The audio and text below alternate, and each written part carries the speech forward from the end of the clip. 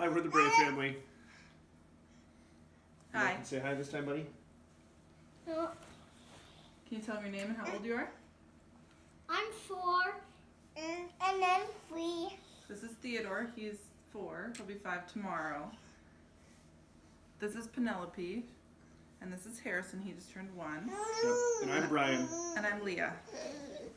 And we're a family that loves to play together, whether it's goofing off in the house, chasing each other around, building Legos, or getting out going for a bike ride, or some of our personal favorites are getting up in the mountains, and whether it's hiking or skiing, depending on the winter, or the season, I should say.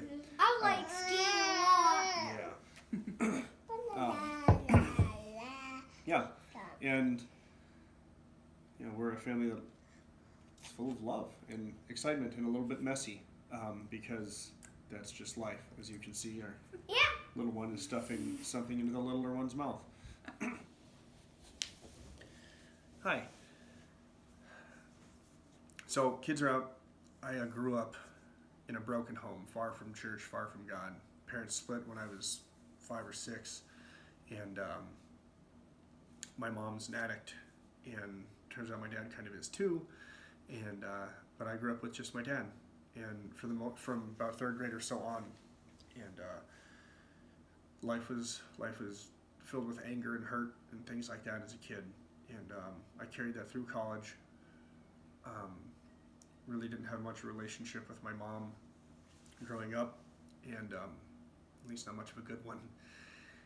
And I met somebody, a friend, after a little ways after college, who showed me Jesus, and it was largely because he was my friend. He cared about me. He listened. He heard, and he didn't judge me for the dumb worldly things I was a part of. He just listened and laughed when I laughed, and shared my pain. And then, but I wasn't ready for Jesus, even though he told me about it, until a couple years later when I went into church. And that was a time where the pastor met me, and he had hope in his eyes, or compassion, I should say, in his eyes, and hope in his smile. Glad I was there. God's going to do great things with you, he said. And so I was transformed into a hopeful state in a few months, and that's kind of what I've carried with me everywhere. I have excitement about Jesus and what he can do in our lives, and that led me into junior high ministry when I moved out to about a year after I moved to Minnesota. I moved there in 2010. About a year later, junior high ministry. Heather Fleece was my pastor, junior high pastor, and she was just awesome. She showed me so much about relational ministry and being with kids, how to engage them, and she says, I have a gift, and I have a gift for connecting with teenagers. And so my ministry here was about meeting kids where they're at. All are welcome. All are loved, like you're made on purpose. And I remember learning that and being so excited, like I'm not screwed up. And God not only loves me as I am, but he wants more for me.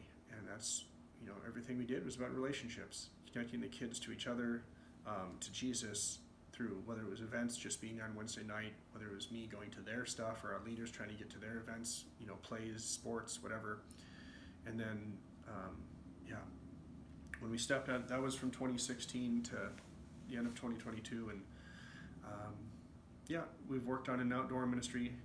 The idea there is to connect people through the love of adventure and outdoors to each other and to Jesus. All sorts of ways. Keep it normal, natural, organic. So I look forward to being part of a team. Team being the operative word there, where we collaborate, where we care about each other, where we're vulnerable with each other, and as ministry leaders, we're able to be vulnerable with the congregation. At least, help them see that, man, like God has done great things, and he is doing great things, and it's still hard. And we still go through it, and life is still messy.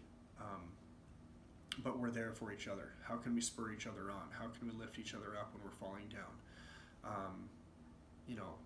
Being Jesus with skin on, as some people say, to each other.